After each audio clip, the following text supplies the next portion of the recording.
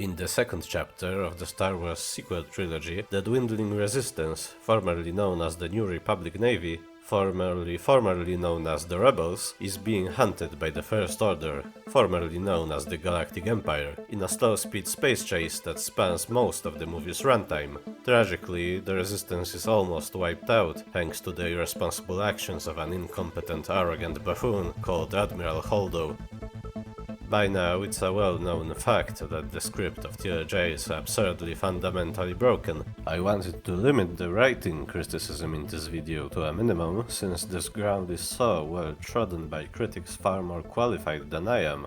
But honestly, it's very difficult to establish context by describing what's happening in this movie, because of how little sense it makes. It's more holes than plot. What I really want to explore is the logistics of this sequence. Does rocket science permit the existence of slow-speed space chases? For simplicity, let's ignore orbital mechanics and imagine two ships accelerating in the same direction in deep space outside of any significant gravity wells. Let's call them Hunter and Prey. The Prey's objective is to escape capture, or at least evade it for as long as possible. The Hunter's goal is self-explanatory. For demonstration purposes, I have picked some vaguely realistic numbers for our two example vessels and written a simple simulation to try out various possible setups. A link to the code is in the description if you want to try and play with it yourself.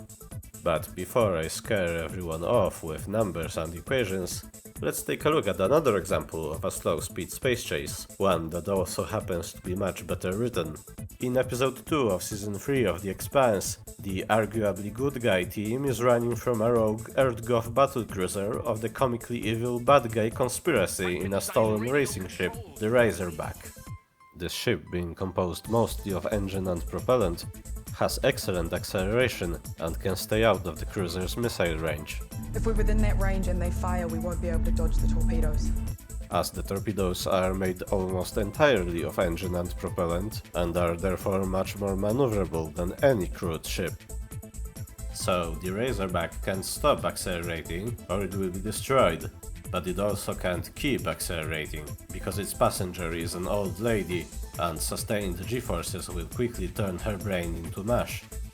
It's a tense, desperate situation where either falling behind or advancing too far means death. It begins as a logical consequence of previous events, and is sustained by mechanics that have been established before and didn't have to be invented by the writers for the benefit of the story, since they're based on real physics and biology.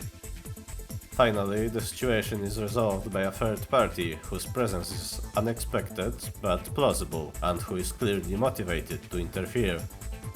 Compare and contrast the situation in TLJ, which is created through contrivance, is sustained by arbitrary mechanics created on the spot or derived from the writer's ignorance of physics, and is resolved by a deus ex machina. We need to find a new base. One with enough power to get a distress signal to our allies, scattered in the outer rim. Oh, that's not how that works. It never worked that way before. You have the HoloNet, you can call people. In fact, we're gonna have to make some adjustments to the wind conditions for the Resistance later, but we'll burn that bridge when we come to it. Decades of sci-fi movies and video games might have given you the intuition that large starships move slower than small ones. That is generally correct because of the square-cube law. Acceleration is thrust divided by mass. A ship twice as big will fit 4 times as many engines, but will have 8 times as much volume, so 8 times the mass. 4 times the thrust divided by 8 times the mass equals half the acceleration. Of course, this is just a general correlation. In fact, the supremacy's comical girth should somewhat mitigate this, but at best, if you stretch a ship design along a single axis, its acceleration will stay the same, not improve. It's like taping together a bunch of Star Destroyers. Obviously, 10 Star Destroyers accelerate just as fast as 1 Star Destroyer. You might have heard that there's no top speed in space, but if you keep accelerating in one direction, you will eventually run out of reaction mass and reach your top speed. This total change in velocity, or delta V, is one of the most important parameters in spaceship design. In the realm of conventional space travel with no magical hyperdrives, it determines how far you can go without resupplying. Because there's no slow and steady in orbital mechanics, you have to go fast to go far. One of the early sad lessons of rocketry was that if you want to go anywhere, you need the propellant for your vessel, the propellant for your propellant, the propellant for the propellant's propellant, and so on. That's why your max speed depends on the mass ratio, wet mass divided by dry mass, or the mass of your rocket with a full tank divided by mass on an empty tank. This mass ratio will tend to be better for larger ships, because various subsystems don't scale uniformly. For example, a ship twice as big won't necessarily require 8 times the crew, so it can dedicate more space to propellant storage, improving its mass ratio and consequently increasing its delta V. So what's the bottom line? Well, because the Hunter has more delta V, it is guaranteed to win eventually, given empty space and unlimited time. They won't last long burning fuel like this. The prey cannot escape, but thanks to its superior acceleration, it can gain distance and stay ahead of the Hunter, at least as long as its propellant reserves last. It's just a matter of time. The Hunter could be in real trouble if our assumptions were incorrect and, say, the prey's objective wasn't to escape forever into infinite empty space, but to reach some specific destination. So the answer to my thesis question of are slow-speed space chases possible would be a very qualified yes. But as they say, the devil is in the details. That's not what that phrase means actually. The Resistance fleet does gain distance, but then it stops gaining, that is. It's still accelerating, just at the same rate as the First Order. Though I don't think it made sense to the CGI people, so they made it look like the fleet keeps gaining distance throughout this sequence, and it doesn't look like they're accelerating in this shot, or this shot. It was my initial impression that this would be the best strategy to conserve reaction mass while stalling for time, but after thinking about it for about 5 seconds I realized this can't possibly be true. In fact, whether the prey's real goal is surviving longer or going farther, or reaching a specific target, the best strategy is to put pedal to the metal and gain as much velocity as early as possible. I can't offer you a compact analytical proof here, because I'm scared of calculus, but simulations confirm that full acceleration does far better than staying just ahead of the enemy. A theoretical scenario where you dump all your reaction mass in a single enormous burst of acceleration does even better. Of course, there are reasons why the Radius wouldn't expend all of its propellant. As we later learn, this would lead to an immediate loss for them. What I am asserting here is that whatever amount they are willing to use up during this entire sequence, it would be strictly better to use it as early as possible. And yes, the Resistance real win condition, as it turns out, is not simply to escape. It is to reach the planet, which was there all along. It's deliberately unclear whether the villains are aware of the planet, if not the old rebel base on its surface. The movie doesn't tell us because it wants to manufacture a later reveal, and hides it from the characters because it wants to manufacture conflict. The existence of the planet would invalidate the plot at this point, regardless of the character's state of knowledge, so it's treated as if it doesn't exist. More on this later. It's a bit like how both Finn and Rose believe it's impossible for the First Order to track them through hyperspace. They've tracked us through light speed. That's impossible. Yes. They can track us through lightspeed? Yeah. Right up until this scene, where they decide they know how the tracker works, and the script materializes its blueprints in their possession. What's this movie made for? Goldfish? Apparently, these ships can maintain thrust until they run out of fuel, at which point their power generation also fails and their shields go down, which is really strange. Fuel is what you burn for energy. Propellant or reaction mass is what you eject out of the back of your spaceship to make it go. For chemical rockets, these are one and the same. In general, and especially for fancy futuristic sci-fi rockets, fuel is going to be something extremely energetic, like enriched uranium rods, or maybe even antimatter, or possibly something common like hydrogen, but only if you can harness a very energetic reaction like nuclear fusion or a fictional direct matter-to-energy conversion process. Propellant will usually be a relatively inert fluid, such as liquid hydrogen, water, or methane. Its function is to be thrown really fast in the opposite direction from where you want to go, so you can be propelled by the recoil. The faster the better. Thrust is mass flow ratio times exhaust velocity. That is, how much stuff you can throw out per second times how fast you can throw it. There's a bit of a trade-off there, because methane takes up less space, so you can fit more in a tank of the same size, but hydrogen is lighter, so it has a better exhaust velocity.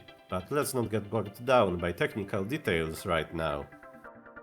Because fuel will have much less mass and volume than propellant, you're likely to bring a little bit extra, especially if you're also using it for power generation.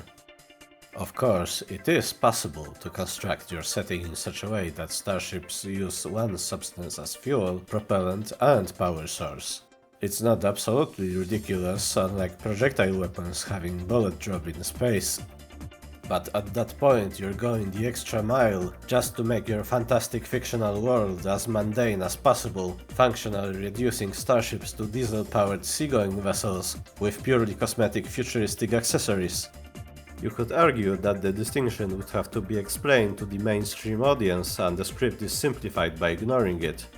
And I'd say, yeah, that's fair. God forbid we waste any time on world building in a movie that spends 40 minutes giving a character arc that doesn't make sense to someone who didn't need one.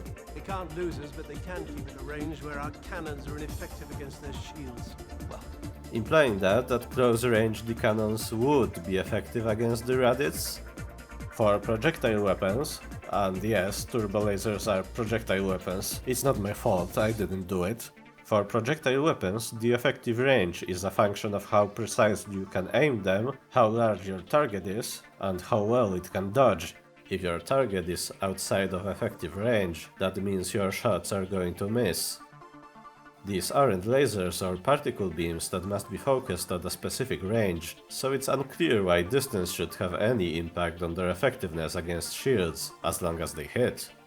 Maybe they slowly evaporate into surrounding vacuum in flight or something. I suppose it's at least merely unexplained and not utterly absurd, unlike, say, the fact that they suffer bullet drop in space. But really, it has this property, so it will make sense later when the Raditz is still safe, but transports launched from it can be destroyed. If the Raditz can evade but not outrun the First Order, then by the same logic it won't be able to evade missiles or fighters launched by the Supremacy. The writers were apparently aware of this issue, but didn't solve it very well. Get out of range of the Star Destroyers and the fighters will fall back! Why? Why would the fighters care if you're in the destroyer's weapon range or not? The Resistance have pulled out of range. We can't cover you at this distance. What does that mean? Cover them from what? You're not firing missiles to overwhelm the rebels' point defenses, and their fighters are already disabled. The Star Destroyers also never fire on them, it's just the Supremacy's big green cannon. I think that's the theme of this movie. It's an exploration of severe chronic Saturday morning cartoon villain syndrome. Every time they have an opportunity to utterly defeat the heroes in one move, the bad guy in charge at the moment makes some inexplicable stupid decision that lets them get away. What are we waiting for? Fire on the base! Speaking of which, why doesn't the First Order just have one of the Super Star Destroyers Hyperspace jump ahead of the Raditz and execute a pincer attack? Was a popular question about this part back when the film came out. My initial reaction was that, obviously, they can't use hyperdrives so close to a gravity well. The movie doesn't seem to agree with me, however. Poe's plan involves escaping through hyperspace and, well... Wait, if that is the case, then why did the Resistance fleet jump in at the edge of the star system? 18 hours away from their intended destination, instead of within shuttle distance of the planet. Also, isn't it kind of weird how they say they have 18 hours of fuel left, and also they have enough fuel for one jump, and then 18 hours later the Radius performs a hyperspace jump? Maybe they use one kind of fuel for propulsion and shields and another kind for hyperspace. How coincidental. Another reason why you can't just jump ahead would be that hyperdrive isn't simply a go fast mode. It's not like Star Trek's warp drive. It moves you through a chaotic higher dimensional space and requires precise trajectory calculations. Traveling through hyperspace ain't like dusting crops, boy. If you activate it haphazardly, you might end up on the other side of the star system or inside the star. In the sequels, though, we routinely see ships arrive right where they need to end up, within reach out and touch distance of each other. Honestly, I think it's just a case of the writer thinking about FTL as a strategic plot device that gets armies in and out of battle scenes, instead of the incredibly powerful tactical tool that it is. Not like that. I think this could have been easily solved by replacing the First Order's lore-breaking hyperspace tracking machine with a technology that was already established in both the old and new canon, hyperspace interdiction. They could have said the Supremacy houses an experimental gravity well projector. They wouldn't even have to change the CGI. It would neatly take hyperdrives out of the equation for both sides, and it would make the Cantobite side plot impossible, which can only be considered a net positive. Finn and Rose then leave on a convoluted quest to disable the First Order's hyperspace tracking, which prevents the Resistance from escaping through hyperspace, and they escape through hyperspace to another star system. What was the Resistance goal again? We need to find a new base. One with enough power to get a distress signal to our allies. This happens in the film The Last Skywalker by Elton John. The heroes want to 1. Escape through hyperspace, and 2. Contact their allies, but are prevented by an obstacle. They begin the side plot to defeat said obstacle by 1. Contacting an ally, and 2. Escaping through hyperspace. Why are you like this? Well, okay, the existence of this side quest undermines the whole plot, and it lasts another 40 minutes, but at least it serves the vital purpose of reminding the First Order that the Supremacy's sensors console has a switch that turns on their ability to see cloaked ships, just in time for them to see the Radish launch unshielded, cloaked transports towards Planet Crate. Specifically, Finn and Rose get betrayed by Benicio del Toro, who has overheard that Holdo intends to abandon the Radius and sells that information to the enemy. From this, General Hux infers that the shuttles are cloaked, so they scan for cloaked ships. The movie wants us to think Holdo's plan was sound, and they could have hidden on the planet without getting noticed by the villains. The First Order knows the Resistance fleet has angled itself to fly by Planet Crate, but to recognize the significance of that fact, they require the critical additional piece of information that Holdo is abandoning ship. Likewise, Poe knows that Holdo is abandoning ship, but can't infer that she intends to hide from the villains on the planet without the additional piece of information that Planet Crate exists. What is that? Not that it has an abandoned fortified mining outpost on it, just that it's there. Seems fair at face value, but again, if someone's running in a specific direction, you might at least strongly suspect that they have a destination in mind. Poe can also see with his eyes, and so can the bridge officer who helps him execute the mutiny. This is a fake reveal that can only happen because the movie contrives really hard to hide information that should be obvious to the characters. It wouldn't make sense if we knew it, so the characters don't know it. Which doesn't make sense, so it gets retconned on the fly as the plot is happening. I hope the guy who wrote this doesn't try to write any kind of crime mystery stories. I have a feeling that would turn out really embarrassing, but I digress. The space chase concludes at this point, and so does our little journey, as most of what remains of the Resistance is wiped out before making planetfall. When I started writing this script, the title was A Very Mild Defense of the Last Jedi. Funny how these things work out.